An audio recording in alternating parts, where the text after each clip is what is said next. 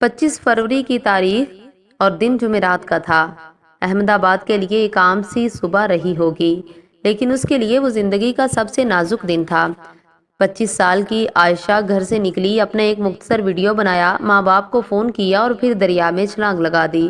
Social media پر اس کی موت کا ماتم رہا۔ کوئی جہیز کی روایت مذمت کر رہا ہے تو کچھ واعظین مر چکی لڑکی کو مشورے دے رہے ہیں کہ حالات جیسے بھی تھے اسے صبر کرنا چاہیے تھا۔ ایک اچھے خاصے مشہور عالم دین سے منسوب بیان بھی وائرل ہوا، جس میں انہوں نے خودکشی کرنے والی لڑکی کو سیدھے جہنم میں جانے کی بات فرمائی ہے۔ عائشہ کا آخری ویڈیو میں نے کئی بار کی کوشش کے بعد دیکھا۔ ایک دو جملے سن کر ہی ہمت جواب دینے لگتی تھی۔ سب سے زیادہ خوفزدہ کرنے والی چیز اس لڑکی کی وہ مسکراہٹ تھی جسے وہ اپنے درد کے اوپر پہنے ہوئے تھی۔ میں نے اس کی وہ فون کال بھی سنی جو اس نے مرنے سے پہلے ماں باپ کو کی تھی۔ اس کے بے بس ماں باپ کی منتیں اور بیٹی کا زندگی سے مایوس لہجہ ہر اس آنکھ کو رلا دینے والا تھا جو پتھر کی نہ ہو۔ عائشہ کی خودکشی پر ہونے والی بحثیں جہیز کے مسئلے پر زیادہ مرکوز ہیں۔ یہ بات کس حد تک جائز بھی ہے کیونکہ عائشہ کے والدین کے مطابق اس کا شوہر سسرال سے بڑی رقم کا مطالبہ کیا کرتا تھا۔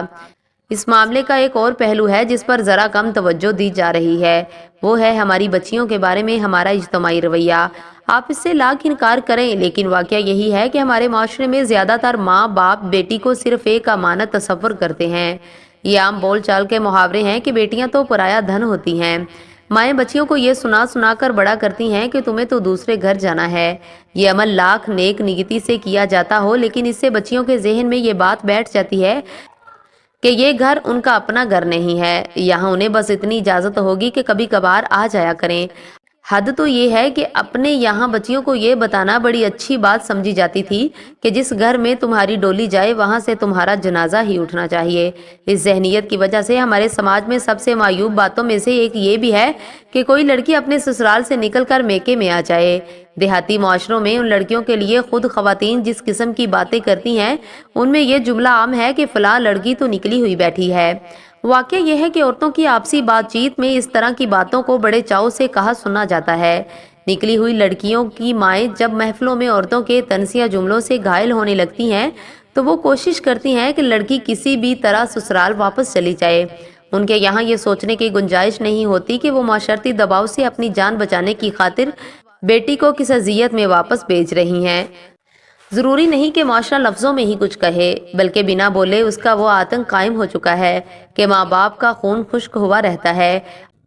عائشہ کے معاملے میں جو تفصیلات میسر ہیں ان کے مطابق بھی وہ میکے سے سسرال اور سسرال سے میکے دوڑائی جاتی رہی۔ مائیں بچیوں کی تربیت کرتے ہوئے، رخصت کرتے ہوئے اور شادی کے بعد بار بار کہتی ہیں بیٹی ماں باپ کی عزت رکھ لینا۔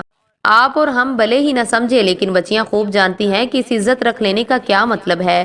اس کا ایک ہی مطلب ہے کہ چاہے جو ہو جائے تمہیں سسرال میں نباہ کرنا ہے۔ ظاہر ہے بچیاں سماج کی ذہنیت، ماں باپ کے لاچار چہرے اور عزت رکھ لینے کی التجا کو نظروں میں رکھے ہوتی ہیں، اس لیے بہت سی لڑکیاں عائشہ کی طرح ہر زخم سینے پر لیے لیے چلتی رہتی ہیں۔ جب ایک دن لگتا ہے کہ اب کسی نئے آبلے کے لیے جگہ نہیں بچی تو ہمیشہ کو سو رہتی ہیں۔